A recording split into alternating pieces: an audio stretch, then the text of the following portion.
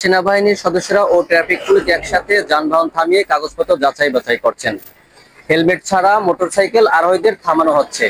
ফিটনেসবিহীন গাড়ি ও লাইসেন্সবিহীন চালকদের বিরুদ্ধে ব্যবস্থা নেওয়া হচ্ছে। গাড়ির ড্রাইভিং লাইসেন্স ওনার মেয়াদ শেষ হয়ে গেছে, কাগজটা হারিয়ে গেছে, উনি বলতেছে হারিয়ে গেছে, ঠিক আছে মানলাম, কিন্তু তারপরে তো উনি ওই কাগজটা ফটোকপি দেখে মেয়াদ শেষ হয়ে গেছে, সেই হিসেবে সে গাড়ি চালাতে পারে না। আপনারা কি ব্যবস্থা করবেন? এটা মামলা হবে। আজকে যৌথ অভিযান হচ্ছে, সেনাবাহিনীর অফিসাররা আছেন, আমরা আমাদের কোচ শহর এখানে অবস্থান করছি। মহাসড়কে থ্রি হুইলার সহ যাদের ফিটনেস নাই, লাইসেন্স নাই, তাদের বিরুদ্ধে আমরা প্রসিকিউশনে যাচ্ছি।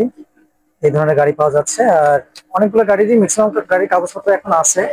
আগের থেকে মানুষ কিছুটা সচেতন, তবে কিছু গাড়ি বেপরোয়া ভাবে চলছে, বিশেষ করে থ্রি হুইলার গুলো, তাদের বিরুদ্ধে আমরা প্রসিকিউশন নিচ্ছি। দুর্ঘটনা আমরা চেষ্টা করি সবসময় মহাসড়কে যাতে কোনো ধরনের অকারেন্স না হয়, দুর্ঘটনা যাতে কমে আসে। যে ধরনের কারণে দুর্ঘটনা ঘটতে পারে সেই বিষয়গুলো যাতে অ্যাভয়েড করা যায় বা যতটুকু কমানো সম্ভব সেদিকে আমরা লক্ষ্য রাখি। থ্রি হুইলারের বিরুদ্ধে আমরা যথেষ্ট পরিমাণে অভিযান পরিচালনা করি। আমাদের মাননীয় এসপি স্যার বরিশাল জেলা আমাদেরকে এই ধরনের দিক নির্দেশনাই সবসময় দেন, যাতে দুর্ঘটনা যাতে কমে আসে, অবৈধ গাড়ি যাতে আমরা আটক করি, এবং যাদের কাগজপত্র ফেইল আছে বা ফিটনেস নাই, লাইসেন্সবিহীন গাড়ির বিরুদ্ধে আমরা প্রসিকিউশনে যাই। এটাই আমাদের মাননীয় এসপি মহোদয়ের নির্দেশনা। আপনাদের এই কার্যক্রম চলমান থাকবে কিনা? আমাদের এই কার্যক্রম অনেকদিন ধরেই চলছে, যৌথ অভিযান সামনেও চলবে।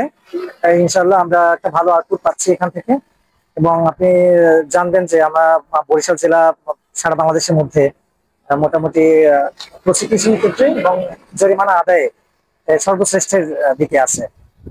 এটা আমাদের হেডকোয়ার্টারের একটা প্রতিবেদন।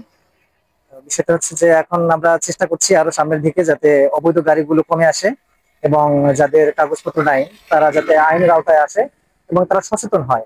আমাদের মূল কাজটা আসলে মানুষকে শাস্তি দেওয়া না, তাদেরকে সচেতন করা।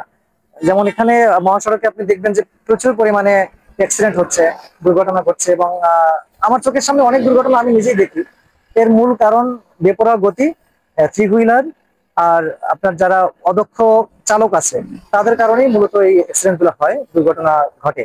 তো আমরা চেষ্টা করছি এদের বিরুদ্ধে অ্যাকশনে যাওয়ার এবং প্রসিকিউশনের আওতায় এনে সচেতনতা কিভাবে বাড়ানো যায় এটুকু চেষ্টা করছি। আমার এই শিকারপুর আরো 10 একটা দোকান, এই আমি আড়িপাড়া একটু তাকাতে যাবো, এই তো আমার এই অপরাধ হয়েছে, আমি তো স্বীকার করছি আমার অন্যায় হয়েছে, তারপর আমার ছাড়লো না।